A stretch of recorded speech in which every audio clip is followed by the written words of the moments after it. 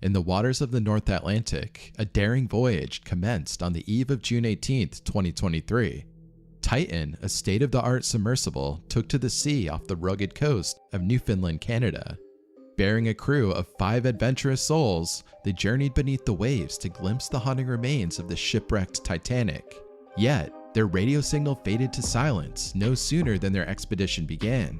Submerged and isolated, the tourists found themselves trapped in a chilling nightmare. We run the whole thing with this game controller. Come on! We're losing time and we're losing opportunity to find them alive.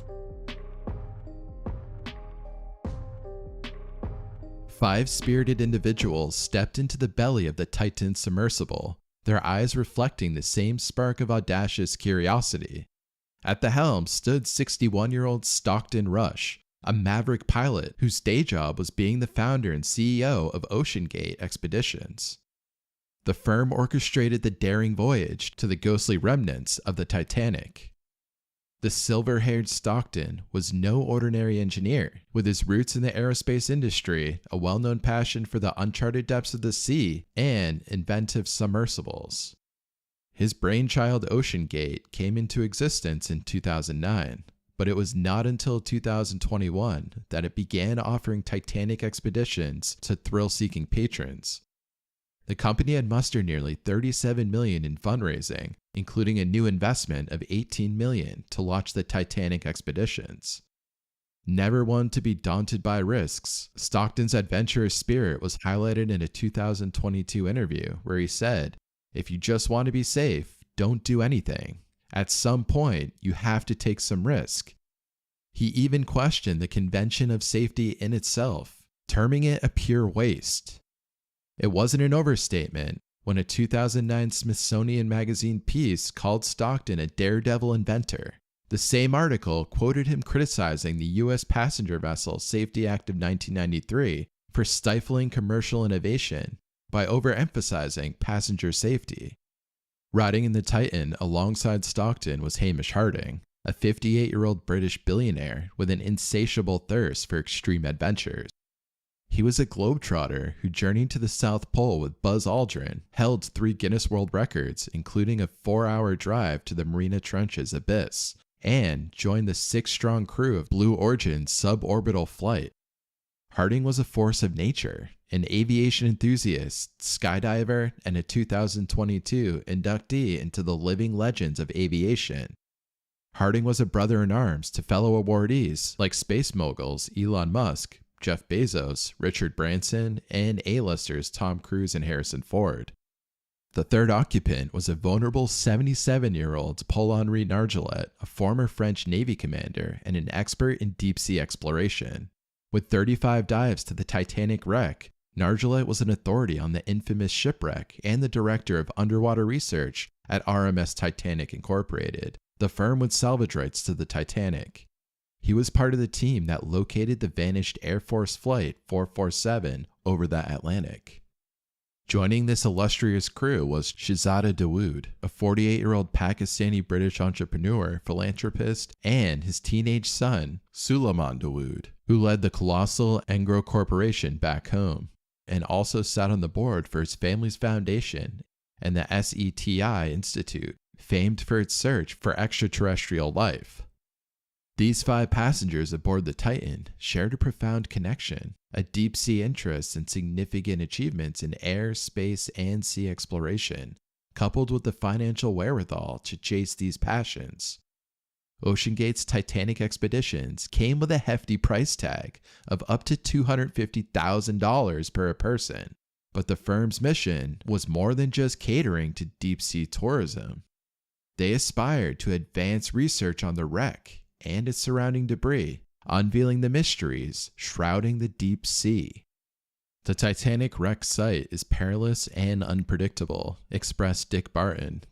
Dick Barton was the first British man to dive the Titanic and went on to make 22 dives to the wreck.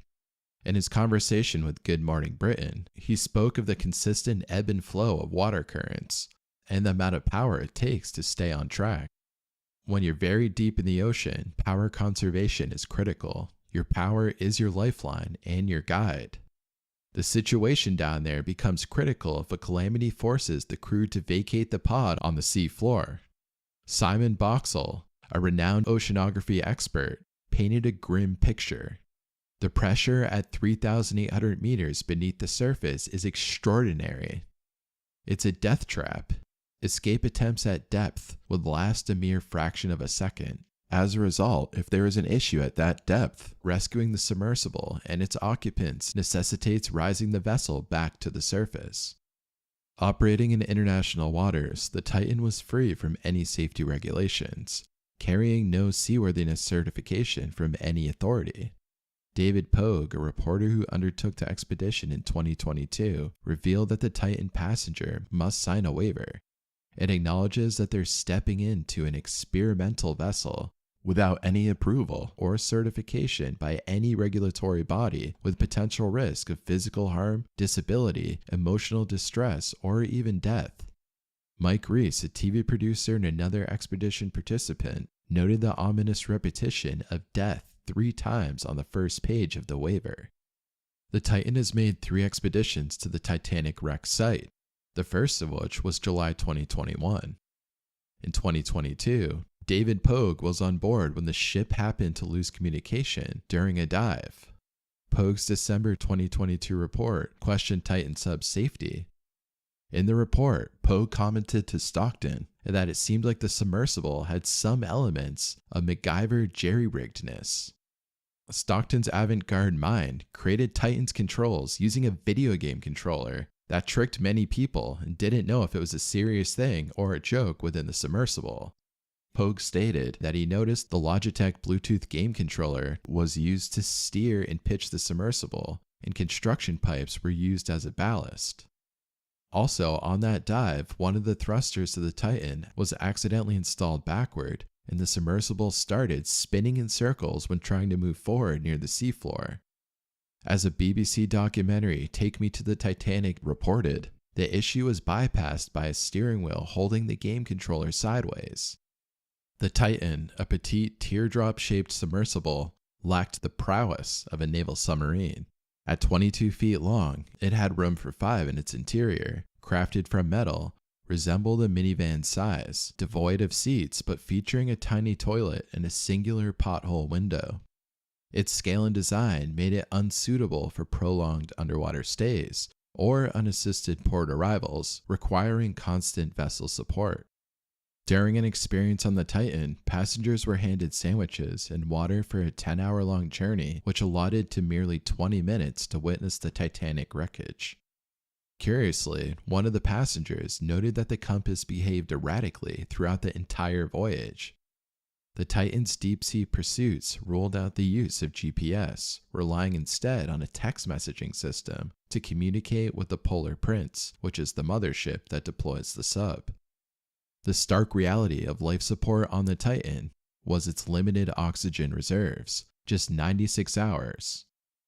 So when this submersible goes missing in the ocean, a life support countdown begins. If there was some sort of emergency inside the sub and the crew needed to get out, there was no way they could. It was sealed from the outside with 17 different bolts, requiring external assistance for opening. Operating from Washington, Oceangate Expeditions was a private entity specializing in charting deep-sea explorations for commercial and scientific endeavors. It had spearheaded over a dozen underwater expeditions to places like the Andrea Doria shipwreck near Nantucket. Its fleet comprised of 3 5-person submersibles, Antipodes, Cyclops 1, and Titan. Antipodes and Cyclops 1 were designed for diving up to 1,000 and 1,600 feet, respectively. The Titan, however, was built for depth, with a specified limit of 13,100 feet or 4,000 meters, just skimming the resting place of the Titanic at 12,500 feet, a fact that raised a few eyebrows. Oceangate's website credited the design and engineering of the Titan to a collaboration between Oceangate Incorporated and experts from Boeing and other entities. However, Boeing negated these claims, stating that neither partnered on the Titan nor had its hand in design or construction. Similarly, despite assertions by Oceangate and its CEO, Stockton Rush, of a partnership with NASA, complete with NASA's logo on promotional material, the space agency clarified that its involvement was restricted to remote consultations and had no part in Titan's manufacture or testing. Concerns regarding safety of Oceangate's submersible Titan started swirling as early as 2018, several years prior to its inaugural deep-sea journey to the Titanic wreckage. Following an international industry group conference, William Conan penned a letter in March 2018 to Stockton Rush. The letter underscored the unanimous concern of the members about Titan's development and its proposed Titanic expeditions. He emphasized the worry that Oceangate's experimental approach potentially leading to outcomes ranging from minor to catastrophic, which could significantly impact the entire industry of deep-sea submersibles. William explained that the industry's primary concern was Oceangate's lack of oversight and disregard for established safety standards. Oceangate's solitary approach to the project, devoid of formal oversight, was a cause for concern among many. The industry was generally guided by a well-structured framework of certification and verification was alarmed by Oceangate's ambitions. Agencies like the American Bureau of Shipping and DNV in Europe typically oversee structures such as ships, oil platforms, and submarines for specific adherence. This includes drafting rules, reviewing designs, and overseeing testing. Oceangate acknowledged in a 2019 blog post that the major marine operators typically require vessels to be classed by one of these independent entities. However, it was contended that these processes mainly evaluated physical vessels, not a company's operational procedures or decision-making processes, which are often accident culprits.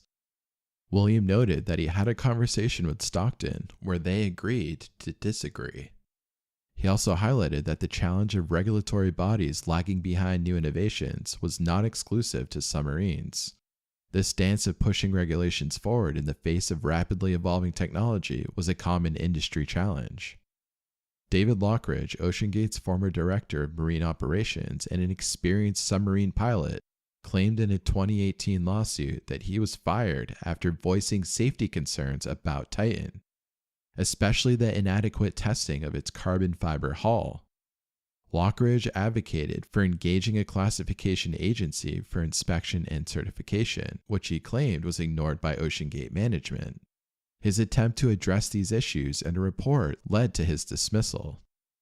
Oceangate's counterargument cited reliance on acoustic tests better suited to detect safety issues and accused Lockridge of contract violation. They claimed Lockridge was not an engineer and disregarded assurances from the lead engineer about sufficient testing.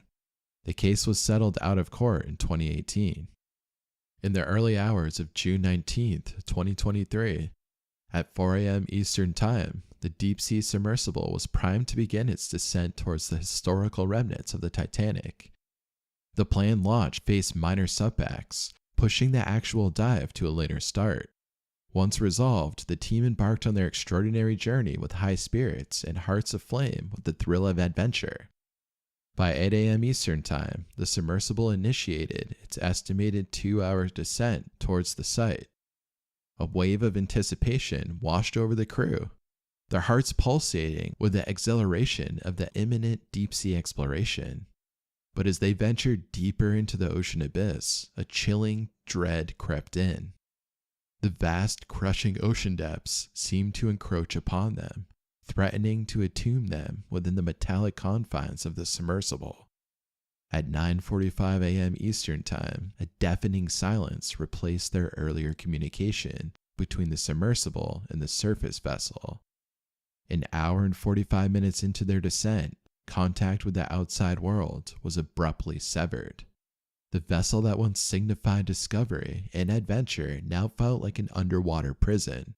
The palpable fear surged through them, their hearts pounding, and adrenaline coursed through their veins as the rarity of their predicament set in. The exciting expedition had taken a nightmarish turn, with the shadow of death looming ominously over them. In the aftermath of the lost communication, an urgent search mission was launched. the northeast sector of the United States Coast Guard, based in Boston, commenced rescue operations 900 nautical miles off the shore of Cape Cod, Massachusetts, responding to an assistance request made on June 18th at 9:43 p.m. by Joint Rescue Coordination Center, Halifax. They announced the participation of the Royal Canadian Air Force in the search.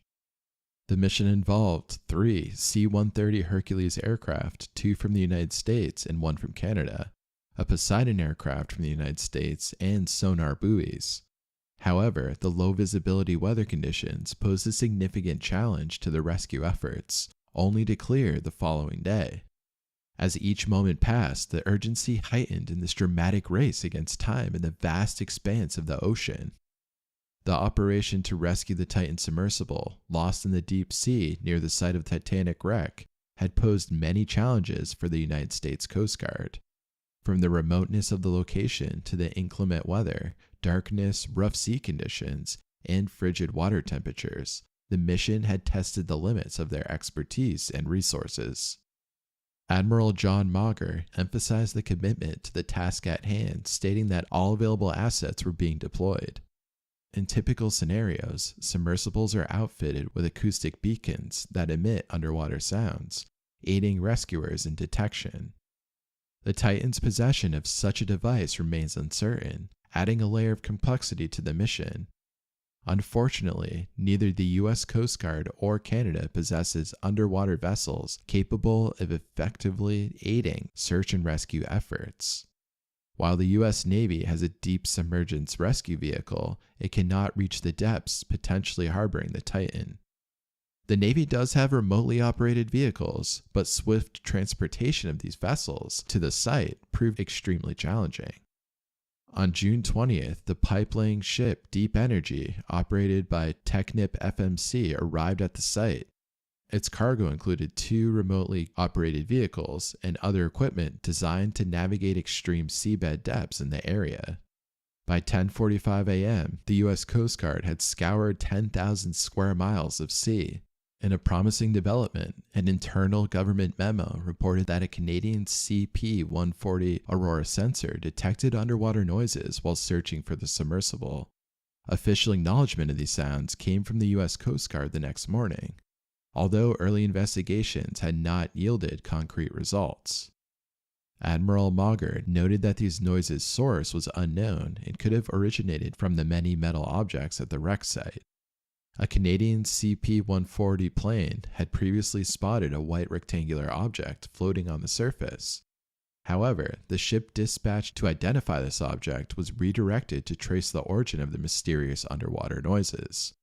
On June 22nd, a Canadian-flagged offshore tugboat, the MV Horizon, deployed in Odysseus 6K remote-controlled vehicle, which was able to reach the seafloor and commenced its search for the missing submersible. Concurrently, the French also deployed a remote-controlled vehicle, the Victor 6000, capable of reaching up to 6,000 meters and was able to transmit images back to the surface. Later that day, the U.S. Coast Guard Northeast Sector revealed a grim discovery made by the Horizon Arctic's remotely operated vehicle. A debris field near the Titanic wreck contained pieces of the submersible, confirmed to be part of the Titan. Subsequent reports confirmed the submersible's loss due to the pressure chamber exploding. The debris from the Titan was found on the seafloor approximately 488 meters, 1,600 feet from the Titanic's bow. Admiral Mauger expressed uncertainty regarding the likelihood of recovering the bodies of the 5 men aboard the submersible. Following this tragic news, Oceangate issued a statement addressing the loss of life. The recovered debris included the nose cone and the front and aft end bell, part of the pressure vessel. The bodies of the 5 crew members may never be recovered from the inhospitable depths, a devastating prospect confirmed by the U.S. Coast Guard. The broken pieces of the vessel were located about 500 meters from the ship's bow they sought to explore. The crew likely died on June 18, 2023, before military planes detected potential SOS signals using sonar buoys. The implosion would have generated a significant broadband sound that the sonar buoys would have picked up. Admiral Mauger believes that the crew died instantly. The impact on the victims' families has been profound. Experts have warned that the chance of recovering any remains is low. "This is an incredibly unforgiving environment down there," said Paul Hankin, a deep-sea expert involved in the search. That's all I have for you today, and I appreciate you watching until the end. If you found this story both fascinating and heartbreaking, please be sure to show some love to the like button and subscribe to our channel for more stories like this. See you at the next one.